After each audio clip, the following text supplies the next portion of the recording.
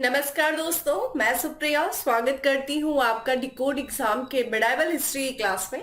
दोस्तों, जैसा कि हम मध्यकालीन भारत के इतिहास में प्रीवियस ईयर्स के क्वेश्चंस को सॉल्व कर रहे थे और हमने अपनी लास्ट क्लास में मुगल एम्परर, मुगल साम्राज्य से संबंधित महत्वपूर्ण शासकों से संबंधित जितने भी प्रश्न आए थे, ठीक है, बाबर से लेकर के औरंगजेब तक का जितने भी प्रश्न आए थे हम लोगों ने उसे सॉल्व किया था। आज उसी क्लास को आगे बढ़ाएंगे दोस्तों, और आज की क्लास में हम मुगल प्रशासन से संबंधित महत्वपूर्ण प्रश्नों को डिस्कस करेंगे। तो चलिए दोस्तों, जल्दी से आप सब लोग सेशन से जुड़ जाइए। सेशन को आप सब लोग अपने दोस्तों के साथ शेयर कर दें और ध्यान रखिएगा, मुगल प्रशासन, मुगल एडमिनिस्ट्रेशन से संबंधित बहुत सारे प्रश्न आपके एग्जाम में आते हैं। कुछ चीजें समझने वाली हैं इसमें और कुछ चीजें डायरेक्ट ऐसी है जो फैक्ट्स की तरह आपको रटना पड़ेगा। तो ध्यान दीजिएगा चीजों का, घबराइएगा नहीं, बस सेशन से जुड़े रहिए। देखिए, मेरी पूरी कोशिश रहेगी कि आपको चीजों को अच्छे से समझाऊं जिससे कि आपको चीजें इजी लगे। तो स्टार्ट करते हैं अपने सेशन को शेयर कर दीजिए आप सब लोग। और हमारा आज की जो क्लास है वो है दोस्तों मुगल कालीन प्रशासन, यानी कि मुगल पीरियड एडमिनिस्ट्रेशन। तो आइए सबसे पहले प्रश्न की तरफ बढ़ते हैं और आज का हमारा दोस्तों सबसे पहला प्रश्न है कि मुगल प्रशासन के दौरान जिले को किस नाम से जाना जाता था।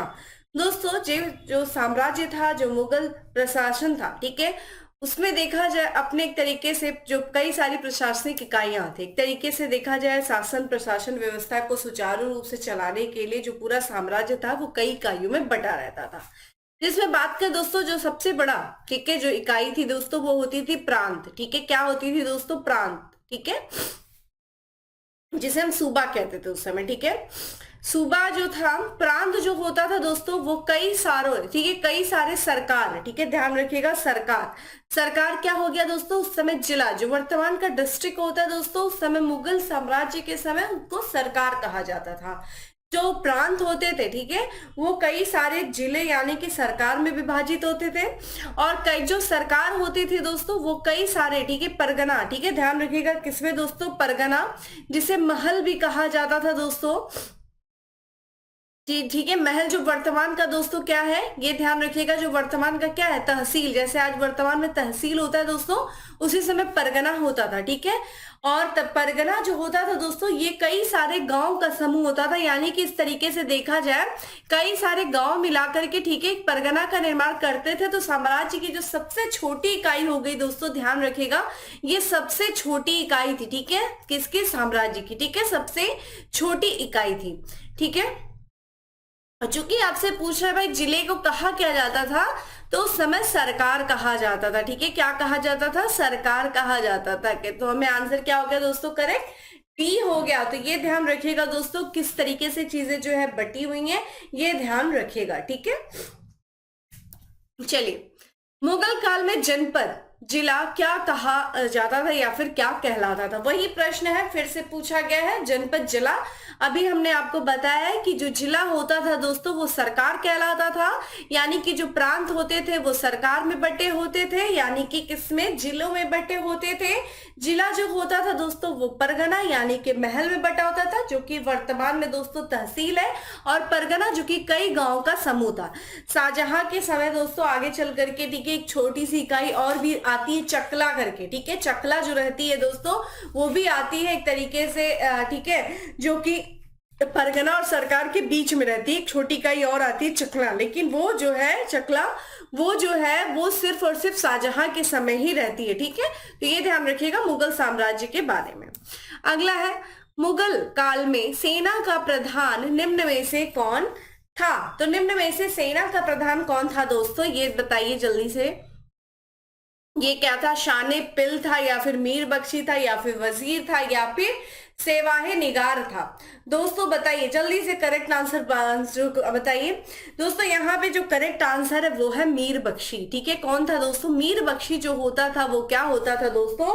सेना का प्रधान होता था, यानी कि एक तरीके से कहें हम इसको हेड ऑफ मिलिट्री। ठीक है, क्या होता था दोस्तों? ये होता था head of military department. Military department का ये क्या होता था दोस्तों?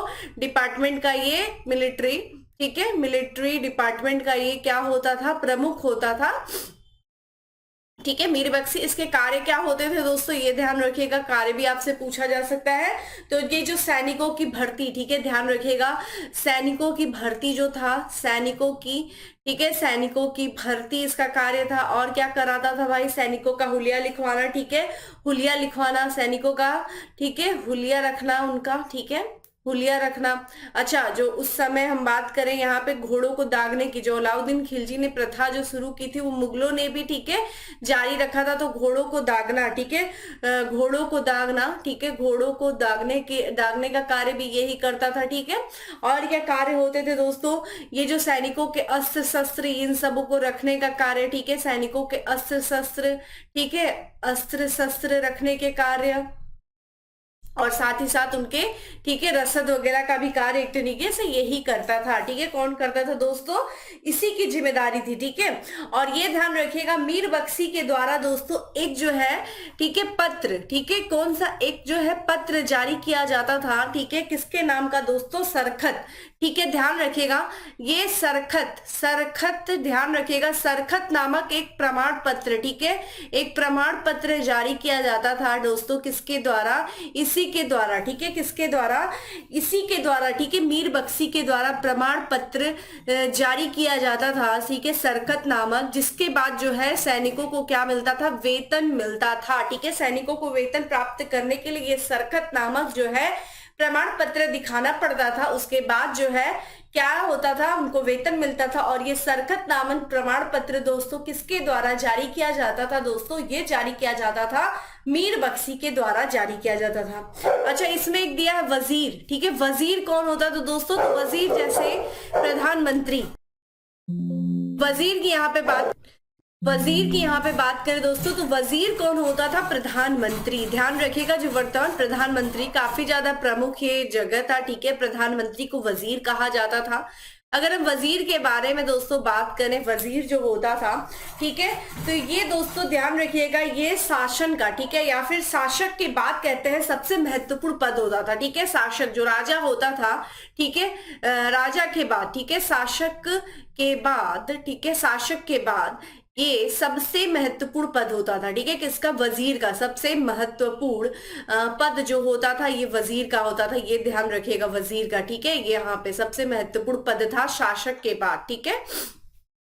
अगर आपसे पूछा जाए कि ये कौन जो है पूरे प्रशासन का संपूर्ण जो है सर्वेक्षण वगैरह करता था, वो वजीर ही करता था।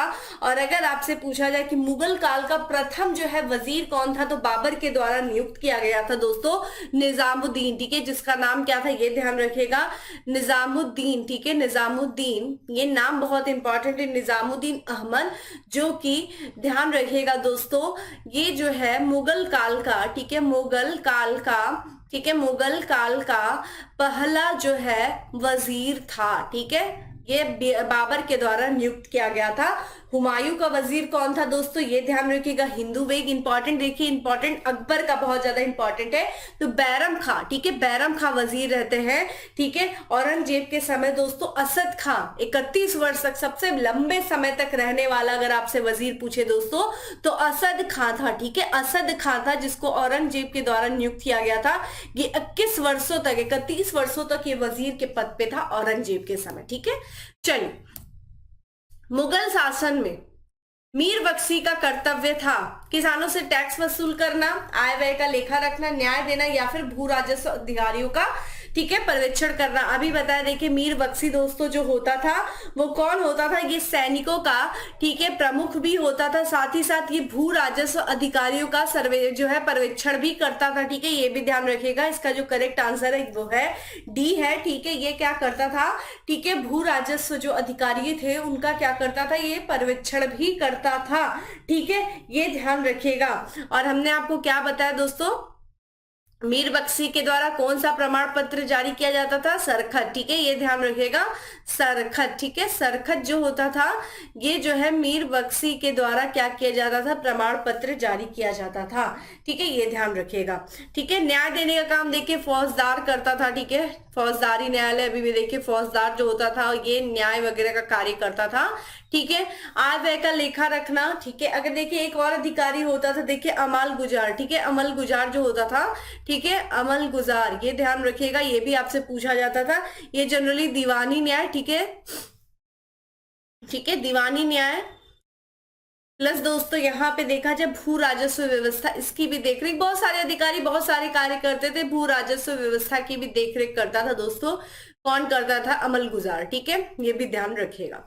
चलिए अगला प्रश्न है, नीचे दो कथन दिए गए हैं, जिनमें से एक को अभिकथन ए और दूसरे को कारण कहा गया है।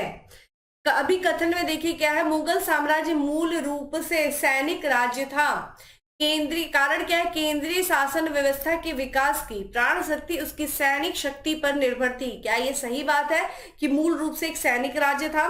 बिल्कुल ही दोस्तों, यहाँ पे बात करें तो बिल्कुल करेक्ट है, सैनिक राज्य था, मनसबदारी व्यवस्था आप उसमें देख सकते हैं, ठीक है।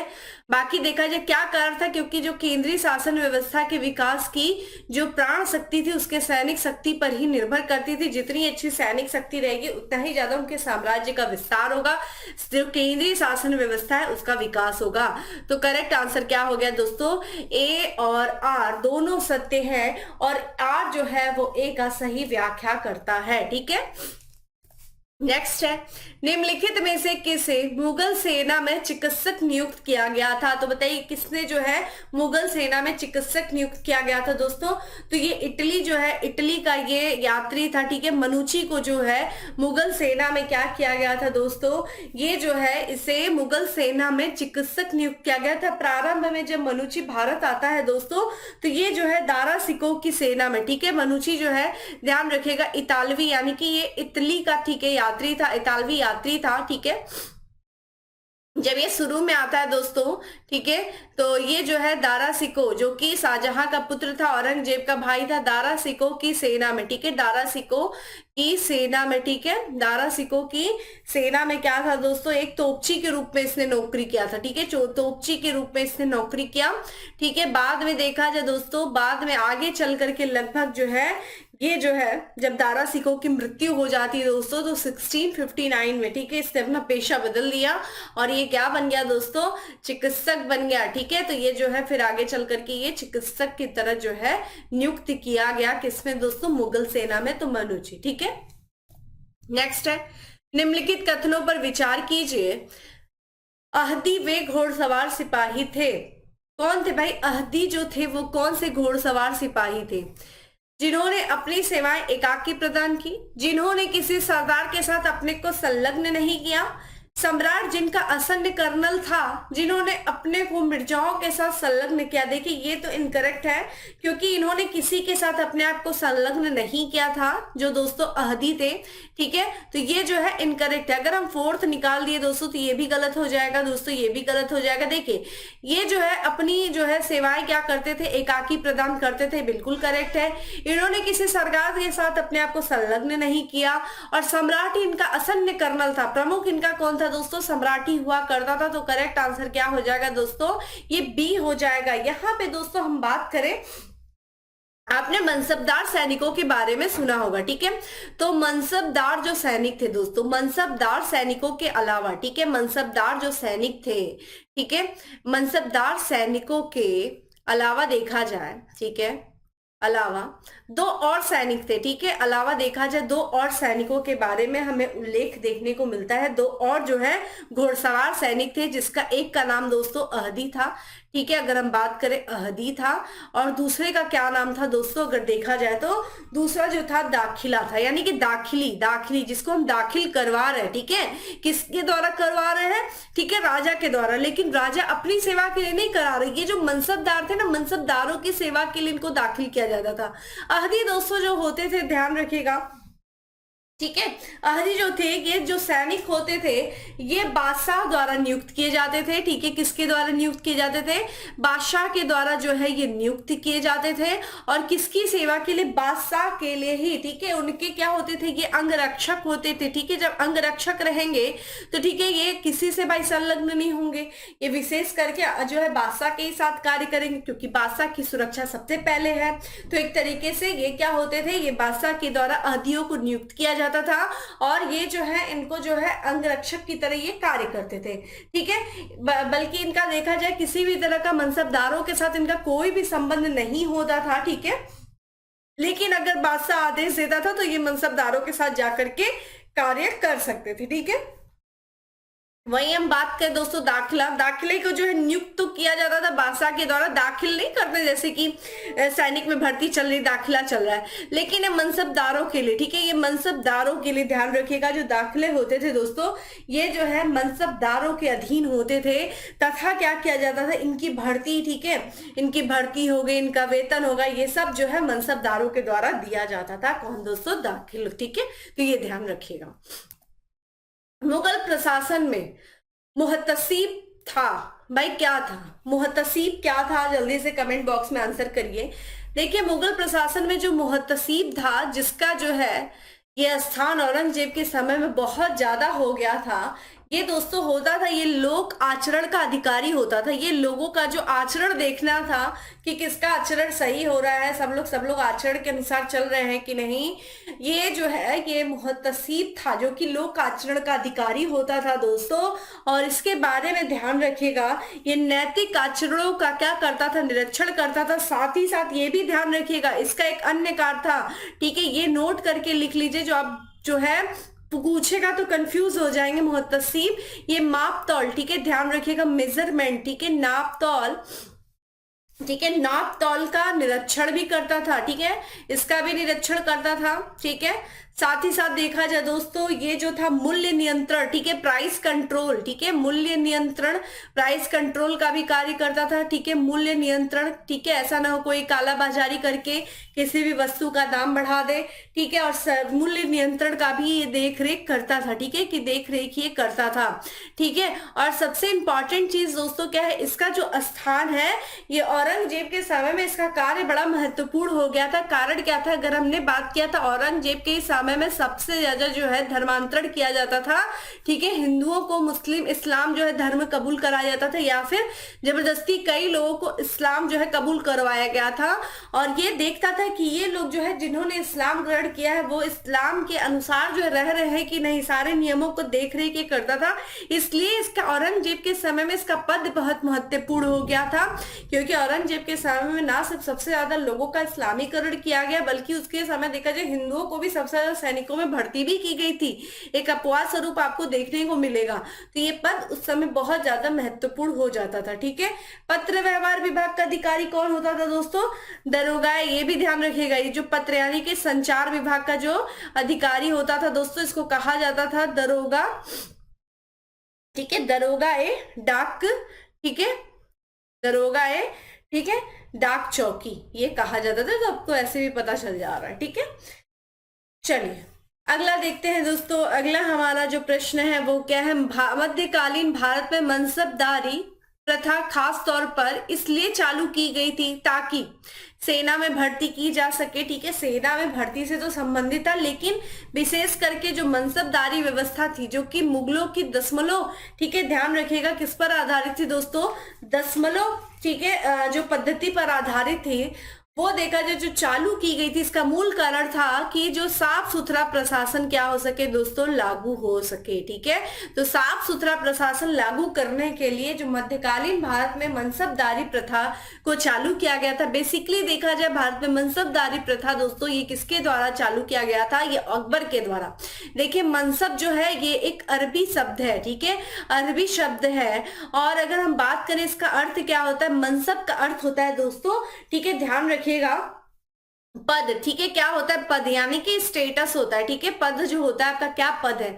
अगर आपसे पूछे भाई मनसब व्यवस्था किससे ली गई थी, तो ये मंगोलों से जो है, मंगोलों की, ठीक है, जो दशमलव पद्धति थी दोस्तों, ठीक है, दशमलव पद्धति थी, उस पर ये आधारित था। ठीक है, मनसबदारी व्यवस्था, ठीक है, उस पर ये मनसबदारी व्यवस्था मंगोलों की दशमलव पद्धति पर आधारित थी। ठीक है, ये ध्यान रखिएगा। अच्छा, यहाँ पे अगर आपसे ये पूछे जानकारी का स्रोत क्या था, ठीक है, यहाँ पे जो है जो भारत में मंगोल जो थे, यहाँ पे भारत में जो मनसबदारी व्यवस्था थी, मनसबदारी व्यवस्था की जानकारी का, ठीक है, स्रोत क्या है, ये बहुत इंपॉर्टेंट है आपके लिए दोस्तों जानना। ना। तो यहाँ पे हमें दो जो है स्रोत मिलते हैं जिससे हमें मनसबदारी व्यवस्था का जो है जानकारी मिलता है। एक बात करें दोस्तों तो यहाँ पे अबुल फजल की बुक है दोस्तों, कौन सी, अबुल फजल की पुस्तक है दोस्तों या लेख है जिसका नाम है दोस्तों आईने अकबरी। ठीक है, आईने अकबरी से हमें जो है मनसबदारी व्यवस्था की जानकारी मिलती है। और दूसरा स्रोत की बात करें दोस्तों तो मुताबिक, ठीक है, मुताबिक खां, ठीक है, मुताबिक खां का लेख है दोस्तों जिसका नाम क्या है, इकबाल नामा। ठीक है, क्या है दोस्तों, ठीक है, ठीक है, इकबाल नामा, इकबाल नामा ए, ठीक है, इकबाल नामा ए जहांगीरी। ठीक है, इकबाल नामा ए जहांगीरी जो कि मुताबिक खां के द्वारा लिखी गई थी। इससे हमें जो है मनसबदारी व्यवस्था के बारे में जानकारी मिलती है। तो ये जो है मनसबदारी व्यवस्था के जानकारी के स्रोत है। ठीक है, ध्यान रखिएगा। चलिए अगला प्रश्न है, निम्नलिखित बातों में से एक मुगल मनसबदारी व्यवस्था के विषय में सत्य नहीं है। इसमें 33 वर्ग थे, ये बिल्कुल सही है दोस्तों। इसमें क्या थे, 33 वर्ग हुआ करते थे। उन्हें मसरूत अथवा सशर्त पद प्राप्त होते थे। ठीक है, यहाँ पे जो है क्या होता था, मसरूत अथवा, बिल्कुल सही बात है। सवार जो उनका सवार पद जात पद से अधिक हो सकता था, ये बिल्कुल इनकरेक्ट है। कभी भी जात जो है दोस्तों, ठीक है, सवार जो मनसब होता था वो जात मनसब से कभी भी अधिक नहीं हो सकता था, ये बिल्कुल इनकरेक्ट है। तो इस तरीके से देखा जाए हमारे लिए क्या हो जाएगा दोस्तों, ये जो है सी करेक्ट आंसर है। बाकी देखा जाए समस्त कार्यकारी और सैर अधिकारियों को मनसब प्रदान किया जाता था, बिल्कुल किया जाता था दोस्तों। तो ये करेक्ट आंसर क्या हो जाएगा यहाँ पे, ठीक है, डी हो जाएगा। ठीक है, समस्त कार्यकारी और सी हो जाएगा। ठीक है, क्योंकि कब जो जात होता था, जात पद हमेशा जो है दोस्तों वो सवार पद के या तो बराबर होता था दोस्तों या तो अधिक होता था, ये ध्यान रखिएगा। जात पद जो होता था वो या तो बराबर होता था या फिर इक्वल होता था या, ठीक है, लेकिन कभी भी सवार पद जो है वो जात पद से अधिक नहीं हो सकता था। ठीक है, इस बात का ख्याल रखिएगा। मुगल मनसबदारी व्यवस्था के बारे में निम्नलिखित कथनों पर विचार एवं नीचे दिए गए कूट से सही उत्तर चुनिए। जात एवं सवार पद प्रदान किए जाते थे, बिल्कुल सही बात है। और जात कभी भी, जो सवार होता था वो कभी भी जात से अधिक नहीं हो सकता था, बराबर हो सकता था लेकिन अधिक नहीं हो सकता था। मनसबदार अनुवांशिक अधिकारी होते थे, बिल्कुल इनकरेक्ट है। ठीक है, मनसबदार जो होते थे दोस्तों ये योग्यता के आधार पर नियुक्त किए जाते थे। ठीक है, योग्यता के आधार पर जो है ये नियुक्त किए जाते थे। मनसबदार 3 श्रेणियों में विभाजित थे, बिल्कुल करेक्ट है। ठीक है, प्रथम श्रेणी, द्वितीय श्रेणी और तृतीय श्रेणी में विभाजित थे। दूसरा, दीवान कार्यालय द्वारा इनको वेतन दिया जाता था। तो बताइए क्या ये बात सही है, दीवान कार्यालय द्वारा? ये इनकरेक्ट है दोस्तों। ठीक है, जो करेक्ट आंसर है वो हो जाएगा डी हो जाएगा। क्या आप लोग इस चीज को समझना चाहेंगे, क्योंकि देखिए समझना बहुत बड़ी चीज है। ठीक है, मनसबदारी व्यवस्था थोड़ा सा अगर मैं समझाती हूँ, अगर समझ में आता है तो ठीक है, कैसे जो है श्रेणियां थी, कैसे क्या थी दोस्तों। जो मनसब होता था, ठीक है, पद होता था, ठीक है, एक मनसब के तहत, ठीक है, क्या किया जाता था दोस्तों, ठीक है, एक जात मनसब होता था। ठीक है दोस्तों, जात मनसब होता था, ठीक है, इसको समझिएगा। ठीक है, और एक सवार मनसब होता था। ठीक है, क्या होता था, एक सवार मनसब होता था। ठीक है, सवार मनसब, ठीक है, मनसब होता था। जात मनसब के तहत दोस्तों क्या किया जाता था, जो है मनसब का, ठीक है, जात मनसब के तहत क्या होता था दोस्तों, जो मनसबदार होता था, मनसबदार कौन होता था, जिसको कोई श्रेणी दिया गया, जिसको कोई पद दिया गया है। ठीक है, तो जात मनसब के तहत क्या होता था, जो मनसबदार होता था, ठीक है, मनसबदार जो था दोस्तों उसका जो है वेतन, ठीक है, ध्यान रखिएगा, वेतन कह सकते हैं। ठीक है, वेतन और श्रेणी, ठीक है, वेतन और जो है श्रेणी निर्धारित होती थी। ठीक है, वेतन और श्रेणी निर्धारित किया जाता था। ठीक है, मनसबदार वेतन का। अच्छा, सवार क्या होता था दोस्तों, सवार होता था कि वो कितने जो है घोड़सवार रखते हैं। ठीक है, कितने जो है वो घोड़सवार रखते हैं। ठीक है, घोड़सवार रखते हैं, उनके वेतन श्रेणी के आधार पे, ठीक है, घोड़सवार रखते हैं। ठीक है, ये होता था। जैसे कि एक एग्जाम्पल लीजिए, ठीक है, अब वर्तमान का क्या है, ग्रेड सिस्टम है। मान लीजिए, देखिए वर्तमान में जैसे एक एग्जांपल लीजिए, ठीक है, वर्तमान का हम एग्जांपल लेकर के चलते हैं, ठीक है। वर्तमान में क्या है दोस्तों, ग्रेड सिस्टम है, ठीक है। वर्तमान में जैसे ग्रेड सिस्टम चलता है, ठीक है, ग्रेड सिस्टम है, ठीक है। वर्तमान का जैसे ग्रेड सिस्टम ले लीजिए, यहाँ पे जैसे क्या होता है कि जैसे कि आप देखिए, जैसे 4400 पे ग्रेड के जो है अधिकारी होते हैं, जिनको कुछ लोगों को स्टेटस मिलता है 4400 पे ग्रेड का, कुछ होते हैं 4800 पे ग्रेड के, ऐसे होता है ना। तो यहाँ पे जैसे मान लीजिए दोस्तों डीएसपी हो गया, ठीक है, क्या हो गया यहाँ पे, जैसे डीएसपी हो गया, ठीक है, असिस्टेंट कमिश्नर हो गए, ठीक है, असिस्टेंट कमिश्नर हो गए, ठीक है, डीएसपी हो गया, ठीक है, डीएसपी हो गया, ठीक है। ये लोग मान लीजिए 5400 पे ग्रेड के, ठीक है, इनको एक पे ग्रेड दिया जाता है, ठीक है। इनका जो स्टेटस है, जो श्रेणी है वो 5400 पे ग्रेड की, ठीक है, ठीक है, पे ग्रेड की है। और उसी समय हम देखिए एक तहसीलदार है, ठीक है, यहाँ पे तहसीलदार है, ठीक है, जिसकी मान लीजिए 4800 पे ग्रेड है। यहाँ पे क्या हो गया, इसका स्टेटस कम हो गया, ठीक है। तो यहाँ पे क्या होता था, यहाँ पे आप ये देखिए जात मनसब दोनों का सेम है, यानी कि श्रेणी दोनों का सेम है। और यहाँ पे इनको जो है इनके स्टेटस के अकॉर्डिंग क्या किया जाता था दोस्तों, एक शर्त रखी जाती थी कि तुम्हारा ये स्टेटस होगा, तुम्हारा ये जात होगा, तो तुम्हें इतना सवाल रखना होगा। मान लीजिए कि इनको जो है, ठीक है, जो यहाँ पे जो है जैसे कि यहाँ पे असिस्टेंट कमिश्नर है, इनको जो है श्रेणी 1 के तहत, ठीक है, इनका एक मान लीजिए यहाँ पे ए है, ठीक है, ए, फिर बी हो गया, फिर सी हो गया, ठीक है। तो यहाँ पे ठीक है, जो 5400 पे ग्रेड का यहाँ पे भी है, 5400 पे ग्रेड का यहाँ पे भी है दोस्तों, ठीक है, और यहाँ पे ठीक है 4800 पे ग्रेड का है। तो यहाँ पे देखिए, यहाँ पे क्या मिल रहा है, श्रेणी तो दोनों की एक है, ठीक है, यहाँ पे स्टेटस दोनों का एक है दोस्तों, ध्यान रखिएगा, यानी कि इनका वेतन तो समान है, लेकिन जो इनको सवारों की संख्या मिल रही है दोस्तों, जैसे कि इनको मान लीजिए जो श्रेणी ए के हैं, ठीक है, यानी कि मान लीजिए असिस्टेंट कमिश्नर है, जो इनको जो है जो घोड़े रखने हैं, ठीक है, मान लीजिए इनको 300 जो है 50 घोड़े रखने हैं, 100 हाथी रखनी है, ठीक है, इसी तरीके से रखना। और ठीक है, अब इनका ये क्या हो गया, ये श्रेणी 1 के तहत हो गया, जैसा कि हमने बताया था 3 श्रेणियों में विभाजित है, 3 वर्गों में ये विभाजित है, ठीक है। तो ये श्रेणी 1 के तहत हो गया, ठीक है, श्रेणी 1 हो गया। लेकिन यहाँ पे देखिए श्रेणी 2 में क्या है कि स्टेटस तो सेम है, लेकिन इनको जो है जात, जो सवार इनको रखना होगा, जात तो 5400 पे ग्रेड की, लेकिन इनको जो सवार रखना होगा वो ठीक है कम रखना होगा। इनको बोल दिया गया भाई जो तुमको सवार है वो या तो इसका आधा, ठीक है, या तो यहाँ पे जो है ठीक है श्रेणी 1 के जो है जो जितना सवार दिया गया उसके आधे, या फिर उससे कम, ठीक है, या उससे थोड़ा बहुत। जैसे यहाँ पे 170 हो गया, ठीक है, 70 जो हो गया इनके क्या हो गए दोस्तों, ठीक है, जो है हाथी हो गए, 150 घोड़े हो गए, ठीक है, 170 घोड़े हो गए, ठीक है, श्रेणी 2 के तहत आ गए। यानी कि देखिए श्रेणी 2, यहाँ पे स्टेटस तो समान है, लेकिन देखिए यहाँ पे इनको जो सवार मिला उनकी संख्या कम हो गई। और इसी तरह श्रेणी 3 के तहत या तो एकदम आधे से कम होना चाहिए, ठीक है, यहाँ पे तो इनका वेतन भी कम है, और इनका देखा जाए, ठीक है, आधे से कम जो है इनको सवार मिलेगा। तो आधे से कम सवार देखा जाए तो 100 जो है इनको घोड़े मिल गए दोस्तों, 30 इनको क्या हो गया, हाथी मिल गए। तो इस तरीके से जो है दोस्तों जात और मनसब के हिसाब से देखिए, जैसे आज का जो है पे ग्रेड सिस्टम है उसी की तरफ होता है, ठीक है। तो देखिए स्टेटस तो समान हो गया, यहाँ पे वेतन तो समान है, लेकिन सवारों की संख्या जो होती है अलग होती है, ठीक है। इसीलिए कहा जाता है देखिए 5000 मनसबदार वाला है ये, यानी कि इसका जो स्टेटस 5000 ठीक है इस तरीके से। तो ये इसीलिए कहा जाता था, ठीक है, जितना जिसके पास अधिक मनसब होता था उतना ही अधिक वो पावरफुल उसका स्टेटस होता था, ठीक है। चलिए अगले प्रश्न की तरफ बढ़ते हैं दोस्तों। अगला प्रश्न है कि मुगल भारत के संदर्भ में जागीरदार और जमींदार के बीच क्या अंतर था। देखिए जागीरदार होता था और यहाँ पे जमींदार, समझ लीजिएगा, जिसकी जमीन होती थी और जो उसका मालिक होता तो वो जमींदार होता था।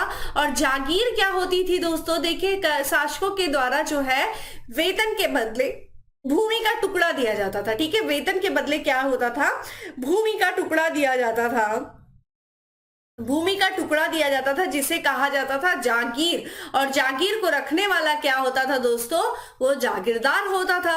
तो यहाँ पे बताइए जागीरदारों के पास न्यायिक और पुलिस दायित्व के एवज भूमि में आवंटन का अधिकार होता था, जबकि जमींदारों के पास राजस्व अधिकार थे, ठीक है, थे तथा उन पर राजस्व उगाही को छोड़कर के अन्य कोई दायित्व पूरा करने की बाध्यता नहीं होती थी। ये बिल्कुल ही इनकरेक्ट है दोस्तों, ये उल्टा दिया हुआ है, क्योंकि यहाँ पे जमींदारों के पास जो है ज्यादा अधिकार होते थे, ठीक है, न्यायिक पुलिस दायित्व भी होता था, वो जो है राजस्व उगाही भी करते थे, ठीक है। यहाँ पे से जागीरदारों को सिर्फ राजस्व उगाही का अधिकार होता था।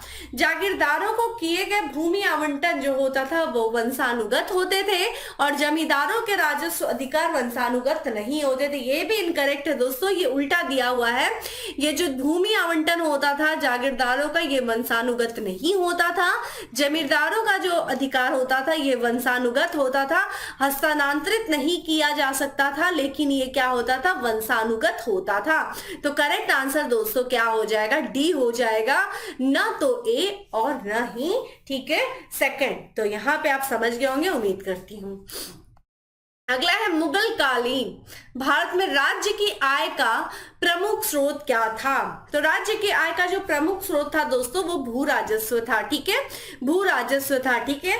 यहाँ पे जो है मुगल कालीन राज्य में, ठीक है, भू राजस्व कितना था दोस्तों, तो उपज का लगभग जो लिया जाता था दोस्तों, ये 1/3% जो है भाग लिया जाता था उपज का। लेकिन आगे चल करके यहाँ पे दोस्तों बात करते हैं शाहजहां के काल में, ठीक है, शाहजहां के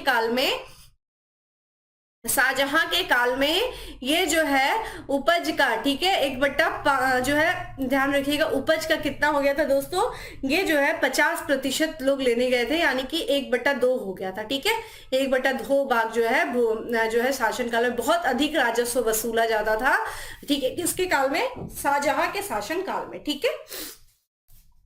मुगल कालीन, ठीक है, प्रशासनिक शब्दावली में माल प्रतिनिधित्व करता है। माल क्या है दोस्तों बताइए, भू राजस्व का प्रतिनिधित्व करता है, वेतन का करता है, भत्तों का करता है, या फिर उपयुक्त कोई नहीं। तो दोस्तों ध्यान रखिएगा, जो माल है दोस्तों ये भू राजस्व का क्या करता है, प्रतिनिधित्व करता है दोस्तों, क्या दोस्तों, माल, ठीक है, ध्यान रखिएगा।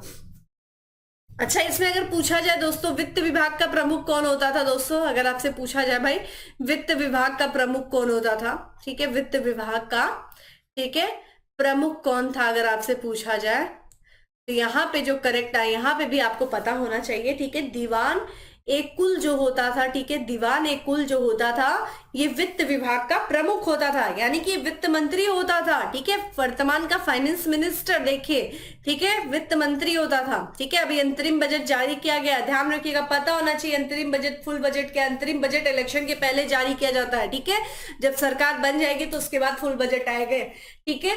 ये क्या करता था दोस्तों, ये दीवाने कुल, ठीक है, ध्यान रखिएगा, ये भू राजस्व का आकलन करता था, ठीक है, ये ध्यान रखिएगा, दीवाने कुल का कार्य क्या था, ठीक है, तो ये भू राजस्व का, ठीक है, क्या करता था, भू राजस्व का आकलन करता था, ठीक है, आकलन करता था, और क्या करता था दोस्तों, यहाँ पे वसूली का भी निरीक्षण करता था, जो कि यहाँ पे जो लोग कर को वसूलते थे तो वसूली का निरीक्षण भी क्या करता था दोस्तों, भू यही करता था, दीवाने कुल करता था, निरीक्षण करता था, ठीक है, ये ध्यान रखिएगा, ठीक है। चलिए अगला है प्रश्न दोस्तों, मुगल साम्राज्य जिसने तंबाकू के प्रयोग पर निषेध लगा दिया। देखिए भारत में तंबाकू को लाने वाला कौन था दोस्तों, पुर्तगीज थे, ठीक है, ठीक है, पुर्तगीज जो थे दोस्तों, पुर्तगीज जो थे इन्होंने जो है भारत में ये तंबाकू लेके आए। ये समय दोस्तों कौन था, ये ध्यान रखिएगा, 1605 का समय है, और यहाँ पे अकबर की मृत्यु हो जाती है और जहांगीर जो है सत्ता में आता है, और यहाँ पे जो है कहा जाता है कि जो है बहुत अधिक पैमाने पर, बहुत बड़े पैमाने पर लोग तो जो है तंबाकू का इस्तेमाल करने लगे थे, जिसके वजह से उनके स्वास्थ्य पर हानिकारक जो है प्रभाव पड़ रहा था, और इसके चलते जो है जहांगीर ने, ध्यान रखिएगा, जहांगीर ने क्या किया था दोस्तों, तंबाकू के प्रयोग पर निषेध लगा दिया था, ठीक है। औरंगजेब ने दोस्तों भांग के प्रयोग पर निषेध लगाया था, ठीक है, भांग के प्रयोग पर निषेध लगाया था, ठीक है, ये ध्यान रखिएगा, भांग के, ठीक है, प्रयोग पर निषेध लगाया था दोस्तों, किसने, औरंगजेब ने प्रयोग पर, ठीक है। चलिए, मुगल प्रशासन में मदद ए माश इंगित करता है। तो मदद ए माश किसको इंगित करता है दोस्तों? चुंगी कर को, यानी कि टोल टैक्स को, विद्वानों को दी जाने वाली राजस्व मुक्त भूमि को, सैन्य अधिकारियों को दी जाने वाली पेंशन को, या फिर कल्टीवेशन टैक्स बुआई कर को कहा जाता है। तो ध्यान रखिए दोस्तों, ये जो है विद्वानों को जो दी जाने वाली भूमि थी, ठीक है, जो एक तरीके से राजस्व मुक्त अनुदत भूमि थी दोस्तों, उसको क्या कहा जाता था? ठीक है, उसी को कहा जाता था दोस्तों, ठीक है, मदद ए माश कहा जाता था। मदद ए माश को अन्य नाम से भी जाना जाता था, ये ध्यान रखिएगा, सयूरगल, ठीक है, सयूरगल के भी नाम से जाना जाता था। और एक तरीके से जो विद्वान थे, जो धार्मिक लोग थे दोस्तों, उनको जो है राजस्व मुक्त अनुदान भूमि प्रदान किया जाता था। इसी को मदद ए मस्सा या फिर मदद ए माश या फिर सयूरगल के नाम से जाना जाता था। ठीक है, चलिए अगला है, मध्यकालीन भारत के ऐतिहासिक स्रोतों में चकला शब्द का प्रयोग हुआ है। देखिए, मैंने अभी आपको बताया था स्टार्टिंग में ही कि जो शाहजहां के काल में, दोस्तों ध्यान रखिएगा, किसके काल में? ये शाहजहां के ही काल में हुआ था। शाहजहां के काल में दोस्तों, ठीक है, यहाँ पे जो है जो सूबा होता था यानी कि प्रांत, और जो परगना होता था यानी कि वर्तमान का तहसील, उनके बीच में दोस्तों, ठीक है, एक जो है क्षेत्रीय इकाई बनी थी जिसको हम चकला कहते हैं। ठीक है, लेकिन ध्यान रखिएगा, जैसे कि हमने बात किया था, प्रांत था दोस्तों, प्रांत के बीच में सरकार था, मतलब प्रांत के बाद सरकार था, सरकार के बाद परगना था, परगना जो था दोस्तों यहाँ पे, उसके बाद जो है गांव का सबसे जो है कई गांव मिलकर के परगना बनाते थे। लेकिन शाहजहां के काल में दोस्तों इन्हीं के बीच में चकला नामक इकाई आती है दोस्तों, क्योंकि यहाँ पे, लेकिन ये ध्यान रखिएगा, ये सरकार के समानार्थी बराबर नहीं रहती थी, लेकिन इसी के बीच में जो है चकला नामक इकाई का प्रयोग हुआ था। ठीक है, क्षेत्रीय इकाई थी जो कि सिर्फ और सिर्फ शाहजहां के काल में थी, ये जरूर ध्यान रखिएगा, शाहजहां ने, ठीक है, इस इकाई को विकसित किया था। ठीक है, मनसबदारी व्यवस्था के संदर्भ में कौन सा कथन सही है? देखिए, कितनी बार मनसबदारी व्यवस्था आपसे पूछा गया है। मैंने मनसबदारी व्यवस्था को कोशिश की आपको समझाऊं अच्छे से, अब आप, मुझे उम्मीद है कि आप कर सकते हैं। मनसबदारी व्यवस्था राज्य के कुलीन वर्ग से संबंधित थी, जिसे अकबर ने प्रारंभ किया था। बिल्कुल करेक्ट है दोस्तों, जो है मनसबदारी व्यवस्था जो है अकबर के द्वारा जो है प्रारंभ किया गया था। कई जगह गलत भी ये चीज हो सकती है, लेकिन लगभग देखा जाए दोस्तों तो ये जो समय है, ठीक है, लगभग 1567 में, आगे पीछे भी थोड़ा डेट हो सकता है, लेकिन 1567 में मनसबदारी व्यवस्था को, ठीक है, क्या किया गया था? शुरू किया गया था, जो कि कुलीन वर्ग से संबंधित थी। ठीक है, मनसबदारी का पद जो पैतृक था, नहीं दोस्तों, ये योग्यता के आधार पे था, ये अनुवांशिक नहीं था, ये योग्यता के आधार पे था। ठीक है, पैतृक नहीं था। ठीक है, तो करेक्ट आंसर क्या हो जाएगा दोस्तों? यहाँ पे ए हो जाएगा। ठीक है, करेक्ट आंसर क्या हो गया? ए हो गया। चलिए अगला प्रश्न हमारा है कथन और कारण से संबंधित है। मुगल काल में मनसबदारी प्रथा विद्यमान थी, कारण क्या है? मनसबदारों का चयन योग्यता के आधार पे होता था। देखिए, मनसबदारी प्रथा जो है विद्यमान तो थी मुगलों काल में, लेकिन उसका कारण ये नहीं है कि ये योग्यता के आधार पे होता था। दोनों ही कथन अपनी जगह सही है, कथन और कारण दोनों अपनी अपनी जगह सही है, लेकिन कथन का जो है कारण वो नहीं है। ठीक है, तो यहाँ पे जो करेक्ट आंसर हो जाएगा वो कथन और कारण दोनों सही है, परंतु कारण जो है वो कथन को क्या करता है? स्पष्ट नहीं करता है। तो मनसबदारी व्यवस्था दोस्तों विद्यमान थी मुगल काल में, किसके द्वारा शुरू की गई थी? अकबर के द्वारा शुरू की गई थी। कहां से ये किससे प्रेरित थी? तो ये मंगोलों के दशमलव पद्धति, ध्यान रखिएगा, मंगोलों के दशमलव पद्धति से ये प्रेरित थी, और इसका जो चयन था ये योग्यता के आधार पे होता था, अनुवांशिक नहीं था। ठीक है, चलिए निम्न में दिए गए कथन ए और कथन बी के व्याख्यान को पढ़ें और निम्न के कूट से ही सही उत्तर का चयन करें। तो हमें कथन ए और कथन दोनों पढ़ना है और बात करना है कौन सा सही। अगेन जो है मनसबदारी व्यवस्था से प्रश्न पूछा गया है। प्रश्न है कि सभी मनसबदार सेना के पदाधिकारी नहीं होते थे। दूसरा कथन क्या है? मुगल शासन के अधीन उच्च पदाधिकारी भी मनसबदार होते थे। बिल्कुल करेक्ट है दोस्तों, यहाँ पे जो हम करेक्ट आंसर की तरफ चले तो दोनों ही यहाँ पे क्या हो जाएगा दोस्तों? सही हो जाएगा। ठीक है, करेक्ट आंसर इस बी है कि जो है सभी मनसबदार सेना के जो पदाधिकारी नहीं होते थे, और मुगल काल के अधीन जो है उच्च अधिकारी भी मनसबदार होते थे और उनका वर्गीकरण होता था। ठीक है, दोनों कथन सही है। अगला है सूची 1 को सूची 2 से सम्मिलित कीजिए और सूचियों के नीचे दिए गए कूट से सही उत्तर चुनिए। जहां एक तरफ अधिकारी दिया हुआ, दूसरी तरफ उनके विहित कर्तव्य यानी कि उनके कार्य दिए हुए हैं। दीवाने तन, मुस्ताफिर, मुसर्रिफ और वकियानविश, बताइए इनके क्या कार्य थे। दीवाने तन के क्या कार्य थे दोस्तों? तो ये जागीर और वेतन का क्या करता था? देख रेख करता था, ठीक है, दीवाने तन। अब यहाँ पे अगर हमें इसी से आंसर निकालना हो तो देखिए बी इसका करेक्ट आंसर हमें मिल गया, ठीक है, बी जो है हमें इसका करेक्ट आंसर मिल गया, ठीक है, यहीं से। ठीक है, अब हम बात कर लेते हैं, ठीक है, मुस्तारिफ। मुस्तारिफ क्या करता था दोस्तों? राज्य की आय और व्यय का क्या करता था? निरीक्षण करता था। ये सारे टर्म इंपॉर्टेंट है, रट लीजिएगा, कुछ भी करिएगा रट लीजिएगा, क्योंकि इंडिविजुअल भी आपसे पूछा जा सकता है कि राज्य की आय और व्यय का निरीक्षण मुगल काल में किसके द्वारा किया जाता था? तो ठीक है, मुस्तारफी के द्वारा। मुशर्रिफ के द्वारा क्या कार्य किया जाता था दोस्तों? तो ये कार्यालय को संभालने का कार्य करता था।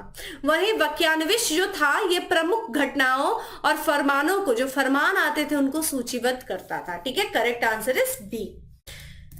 नेक्स्ट है दोस्तों, सूची 1 को सूची 2 से सम्मिलित कीजिए और सूचियों के नीचे दिए गए कूट से सही उत्तर चुनिए। एक तरफ बादशाह है दोस्तों, दूसरी तरफ क्या दिया है? उनके दीवान है, ठीक है। तो आप मुझे बताइए कि भाई एक तरफ अकबर है, ठीक है, अकबर, जहांगीर, शाहजहां, औरंगजेब। बताइए अकबर के समय में कौन दीवान था? जहांगीर के समय में कौन था? शाहजहां। देखिए जहांगीर के समय में तो आपको बिल्कुल पता होना चाहिए, जहांगीर की पत्नी कौन थी दोस्तों? ठीक है, महरुनिसा, ठीक है, यानी कि नूरजहां। और अगर हम बात करें दोस्तों, नूरजहां के पिता का नाम क्या था? एतमादौला, ठीक है, जिनको एतमादौला की उपाधि दी गई थी जहांगीर के द्वारा। उनका वास्तविक नाम क्या था? ग्यास बेग। तो यहां से आपको तो बिल्कुल पता चल जाना चाहिए। और अगर हमें यहां से ये आंसर मिल गया दोस्तों तो करेक्ट आंसर डी हो जाना चाहिए, ठीक है, यानी कि अकबर के समय में, ठीक है, मुजफ्फर खान जो था वो दीवान था। शाहजहां, जहांगीर के समय में ग्यास बेग इत्मादुल्ला जो था वो दीवान थे, ठीक है। शाहजहां के समय में सादुल्ला जो था दोस्तों वो दीवान था। और औरंगजेब के समय में असद खान दोस्तों जो था दीवान था। और ये आप बताइएगा, ये सबसे लंबे समय तक, बहुत लंबे समय तक दोस्तों ये वजीर के भी पद पे रहा था, ठीक है, 31 वर्ष तक, ठीक है, असद खान, ठीक है, correct answer is D. Next है, नीचे 2 कथन दिए गए हैं जिनमें एक को कथन ए और दूसरे को कारण आर कहा गया, यानी कि कथन और कारण वाला प्रश्न है। कथन ए क्या कहता है? अकबर ने शेर शाह की तरह राज्य के सिक्कों के प्रचलन को नियमित रखने का प्रयास किया। बिल्कुल करेक्ट है दोस्तों, कथन सही है। कारण क्या किया है इसमें कि शेर शाह की मुद्रा पद्धति के समान अकबर के समय का ताम्र का प्रमुख सिक्का दाम था। तो क्या ये सही है? बिल्कुल ही करेक्ट है। देखिए उस समय जो है तांबे के सिक्के को दाम कहा जाता था, ठीक है, शेर शाह के समय। इसी तरह से हम कह सकते हैं कि जो सिक्कों का प्रचलन था उसको नियमित रखा गया अकबर के द्वारा शेर शाह के समय में जो प्रचलित था। तो कथन और कारण दोनों सही हो जाएगा। तो इस तरीके से करेक्ट आंसर क्या हो जाएगा दोस्तों? यहाँ पे ए हो जाएगा। नेक्स्ट है, निम्नलिखित राजाओं में से किसने राम सीता की आकृतियों और राम सहित देवनागरी लेख से युक्त कुछ सिक्के चलाए? देखिए ये वही शासक होगा मुगल काल का, इसको आप ऐसे कर सकते हैं, मुगल काल का सिक्का है, ठीक है, जिसको कहा जाता है काफी जो सहिष्णु था, अन्य धर्मों के प्रति भी वो काफी ज्यादा सहिष्णु था।